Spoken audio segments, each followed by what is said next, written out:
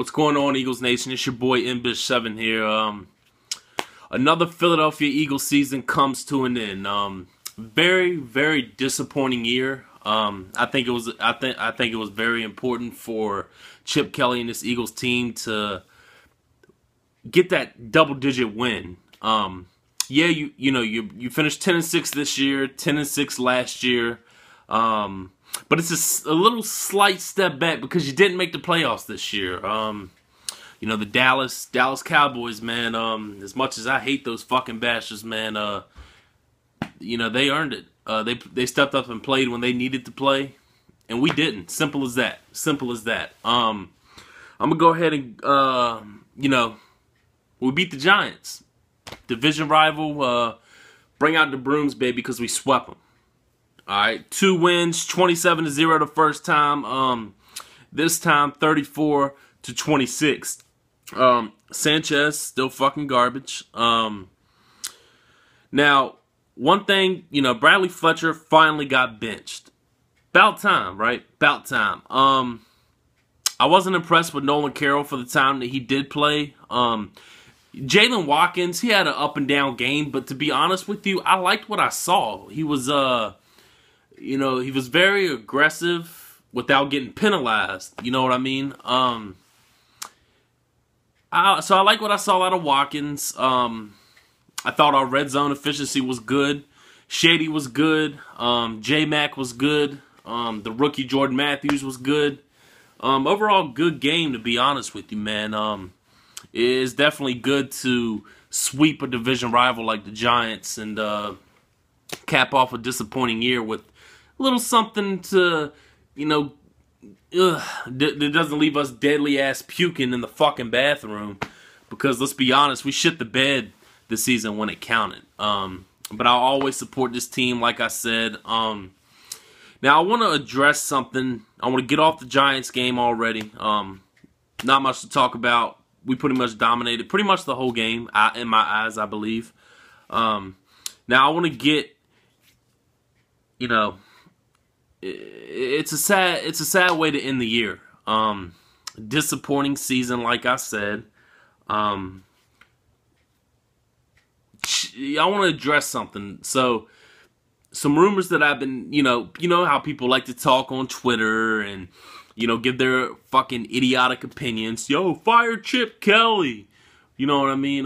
Cut Shady McCoy. Do this, do that. Shut the fuck up, okay? Damn. Let me tell you this, man. Chip Kelly, first 2 years. You know what he did last year. Took a 4-win team to a 10-win team and a playoff appearance. Another 10-win season. So, he's 20. He's 20-12 overall in 2 seasons. I think for Chip Kelly, man, I think he's going to be a very good NFL coach. I think he already is a good NFL coach. But he's still learning. I mean, just like players, man. Once you transition to the NFL, there's some things that you got to learn. He's just finished up his second season. His first season, you implement the offense, the fast-paced offense. Year 2, which was this year, you know what you're kind of working with. You know what you got. You got to go out there and execute a little bit. Didn't do that.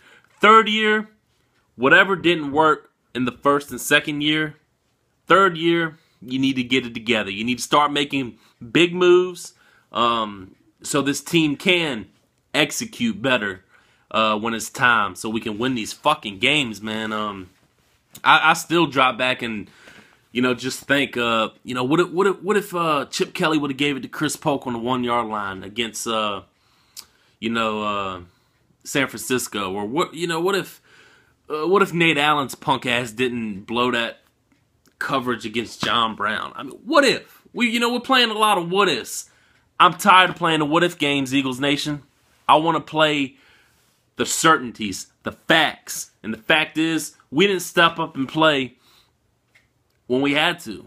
We let games slip through our hands, and it's just honestly sad. Now, as another season ends, another Philadelphia Eagles season comes to an end, we're coming up on the off season. It's it's about to be the new year, about to be January, and before you know it, March is creeping in. And you know what March means? Free agency. Now, it's been rumored that Kerry Williams will no longer be with the team after this season, which ended today. Rumors are that he will be cut. I'll believe it when I see it. I hope it happens. Bradley Fletcher, 99% sure the Eagles are not going to sign his trash ass back to this team, which means we're looking for 2 starting cornerbacks, because I think Brandon Boykin is a starting cornerback, to be honest with you. When he covered Odell today, he locked him down pretty much the whole time he covered him. I'm sorry. But the Eagles believe that he's only an inside cornerback. Damn, stumbling over my words. They only believe he's a inside cornerback, so he's not going to see starting on the outside. So that means the Eagles are looking for 2 starting cornerbacks.